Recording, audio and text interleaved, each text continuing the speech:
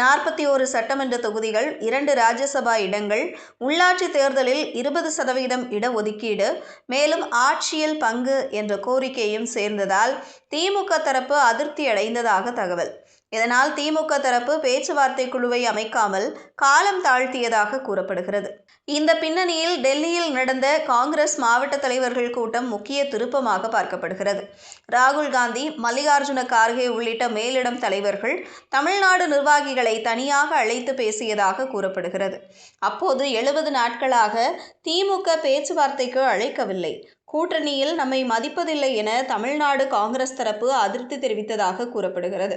இதற்கு பதிலளித்த மேலிடம், சென்னை திரும்பியவுடன் திமுக தலைமையுடன் நேரடியாக பேசுங்கள், ஆட்சியில் பங்கு கோரிக்கை குறித்து பின்னர் முடிவு செய்யலாம், முதலில் 41 தொகுதிகள் கேளுங்கள், எப்படியும் 39க்கு கீழ் செல்ல வேண்டாம் என அறிவுறுத்தியதாக தகவல்கள் வெளியாகியுள்ளன. இதன் மூலம்